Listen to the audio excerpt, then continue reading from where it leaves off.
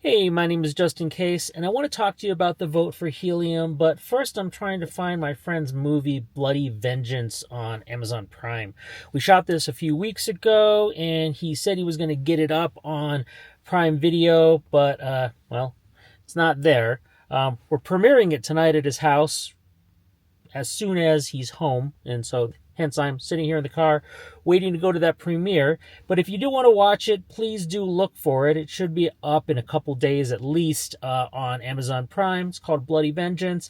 I'm in it. I do more behind the camera, but he needed me for one particular shot, and well, it was to shoot me. So I get shot in the head. If you want to see me get shot in the head, please watch Bloody Vengeance. Also, do like and subscribe if you like more content like this. Okay, that being said, what we did want to talk about was the current vote for Helium.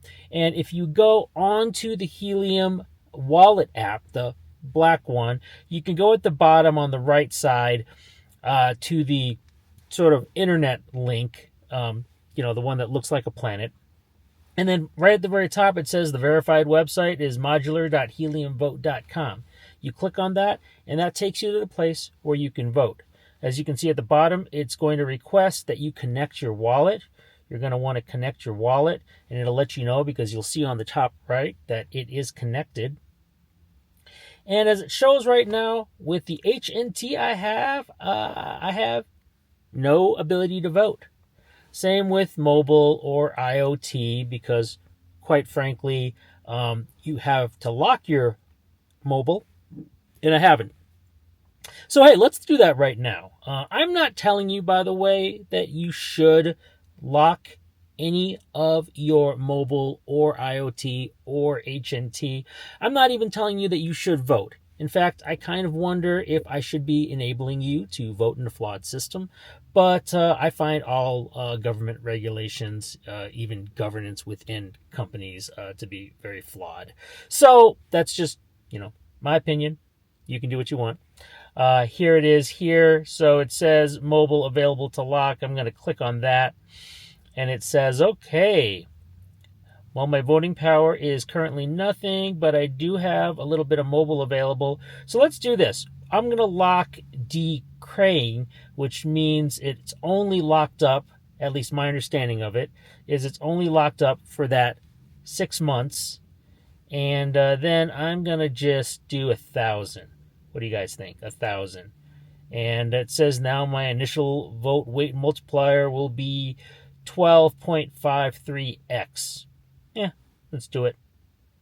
All right. Unable to simulate. Make sure you trust this app since this can lead to loss of funds. I mean, this is the Helium app. I'm a little confused about why it's asking me that. I'm going to hope that was okay. Did not like seeing that, though. So just for those of you who are not familiar, what it does look like is you need to lock up some tokens in order to vote. Once you have, and nothing happened here. That was amazing. Let's try that one more time. This does make me concerned because this whole locking up tokens seems to be a new thing. Okay, here we go. Now it says it's working. Let's try that. But this seems to be a new thing, and quite frankly, while I don't like it, at least it's giving you a situation where you have to choose to do something in order to participate. It's just not a like, oh, well, I have a wallet, so, I can participate. You do have to lock up tokens. Still not saying I love the whole locking up tokens thing, but it is what it is. So yeah, now I can choose to vote. All right. Let's see. Let's go back. Reopening it. Reconnecting my wallet. Now I'm going under mobile. And now I see votes. Okay. So if you do want to vote, that's the process you're going to have to take. It's a little bit of a headache. And again, if you're voting on things related to mobile, you need to lock up mobile tokens. If you're voting for things related to IoT, of course, it's for IoT. I believe HNT lets you do both, but I am not going to lock up my HNT right now. I mean, whoa! Did you just see that? It says 2,000, so I did it twice. Well, I guess I'm an idiot, huh? Okay, that's okay. What is that? That's $6? I can not have $6 for 6 months. So here we are on our current vote, and I find it interesting. Nobody's voted yet, and I wonder if nobody's voting because nobody wants to lock up their money. I feel the same way, so I say do what you got to do. But I do want to talk about it for a moment here because I am concerned about HIP 101, which is called Equalizing Proof of Coverage Rewards Across Wi-Fi and CBRS. It says here, this proposal suggests equalizing proof of coverage rewards between Wi-Fi indoor and outdoor hotspots and that of CBRS hotspots on the mobile network. But it doesn't really explain anything else here, which is a little bit frustrating. I mean, I could go into the review here, but it doesn't tell you. You literally have to go to the linked text, the full HIP text. So we're going to go to that right now. And I'm not even going to read the summary. I'll read the motivation in a second, but let's look what they're asking to do. So, detailed explanation. This is what they're asking to do. Based on the benefits of Wi-Fi over CBRS explained in the motivation section above, which we will get to, we propose to equalize POC for CBRS and Wi-Fi by increasing Wi-Fi POC rewards for 180 days after implementation as followed. So this is trying to do it for just the next 6 months. Okay, good to know. Next 6 months, that's all you want to do it for. You want to increase indoor Wi-Fi awards to 1.5x, and then you want to do outdoor Wi-Fi by 2.5x. All right. Well, I mean, certainly there are many of us who would like on our indoor hotspots to get a little more, and that's 50% more. And then the outdoor Wi-Fi hotspots, which honestly, I've looked at locations, unless you can put them very high on your roof, they're not going to earn that much more than the indoor. I mean, more, but where the numbers are right now, because indoor is getting like 1,000, you're looking at trying to change the indoor to 1,500, which is going to dwindle down back to 1,000 in like what, less than a month. And the outdoor, the best I could find, and I am getting my outdoor, it arrives in a few days. But the best that's going to do is maybe it's at $20 right now. So you're saying you're going to change a hotspot that the best I can get out of it is maybe $20. You're trying to get me $50, which, that sounds great and many people would want it. But again, where does that money come from? That money comes from a pool of money. And so the people who are going to have the amount reduced for them is people who have CBRS cells. And I don't really like that. And let's see why they're doing it. So just the reason why I brought that up is because, quite frankly, people don't think about where the money's coming from. It's coming from CBRS users. And so it's not really equalizing rewards. The CBRSs provide quite a large area of coverage compared to Wi-Fi. And so they're saying, well, we want more people to use Wi-Fi, not CBRS right now. So, let's give them way more rewards, even though they can cover less area. I don't really think that's fair. But let's read their motivations here. So HIP 93 introduced Wi-Fi access points as a new way to stay connected to the Helium mobile network and proposed a POC algorithm for Wi-Fi hotspots, largely mirroring rewards weights of CBRS radios. However, CBRS radios currently provide less utility on the network. Specifically, there's no immediate solution for Android phones to seamlessly hand off data sessions between macro networks like T-Mobile and CBRS. There's no way to do this for iOS 17 devices, but so there is a way, my apologies, there is a way to do this for iOS 17 devices, but so far it only works on iPhone 13 Plus and requires the installation of geofencing profiles by the end user. CBRS radios have no ability to provide guest public Wi-Fi access and will always require an installation of additional second CBRS SIM on a client device to be accessible. That being said, as we've heard, they are working on that SIM. I guess that's the situation.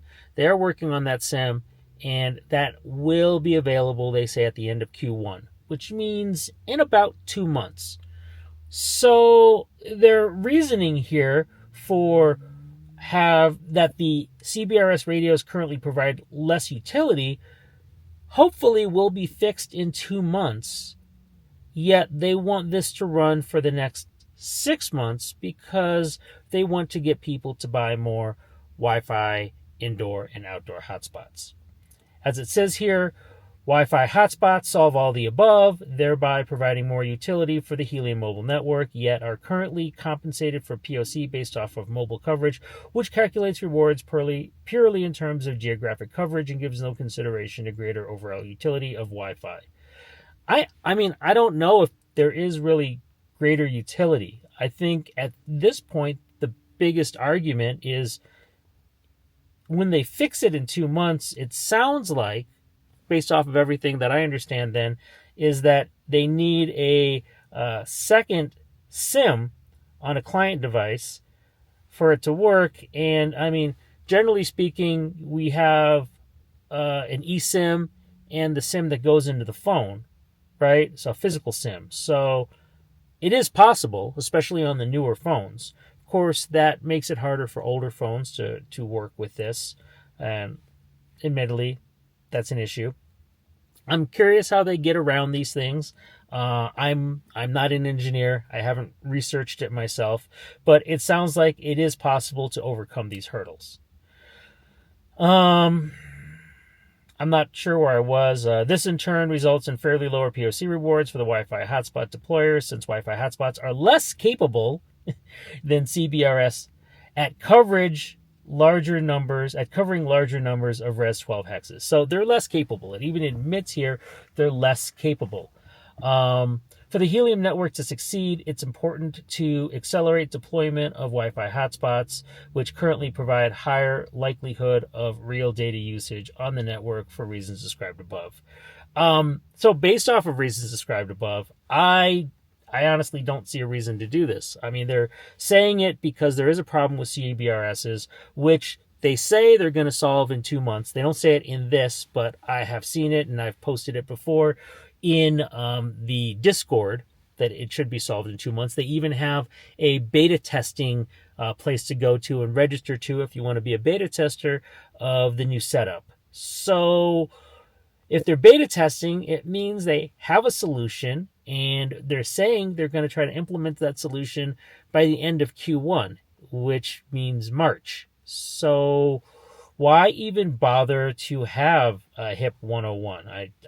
I don't get it. That being the case, hey, I just want to verify here. Is my mobile doesn't say it's locked. Why doesn't it say it's locked here? Oh, maybe I need to reload? I guess so. There it is. All right, I have my voting power, but I'm going to be honest. I'm frustrated by the fact that we even have to vote on this. I would recommend personally, let's just see what happens and not vote. I don't believe in all of this governance. And some of these things, these planned votes were done before we knew we had more information. So, yeah, that's how I feel. That being said, where's my option to vote? There we go. I'm going to go against HIP 101. So, I already did it. I'm going to do it. There you go. I've just voted. All right, that's my vote. And, honestly, one of the reasons I am doing that is because I also believe in CBRSs. I have one at my house. It's proven to be useful. It's proven to be profitable. So I think more people will onboard once they know it's both profitable, once they know that it is something that can transfer data, and when they see it put in good areas and see data transfer, which hopefully will happen again starting at the end of March, there'll be more people who want to do that. Now, certainly Wi-Fi is a nice secondary option that is cheaper. You're not paying somewhere between $2,600 to $6,500 to set up. You're instead only paying $500 or $250. So, if that's all you have to work with, but you have a good location where you think you're going to be able to receive data rewards from data transfer in the future, go do that. But don't put these hips on. And one other thing I want to mention, I wonder if I can get to it by clicking on this hip. It doesn't look like I can. There is this hip coming up that is hip, I think it's 105. Yeah, 105. That's the one. Okay, for all of my complaints of bad rules, I'm going to say I like this rule, hip 105.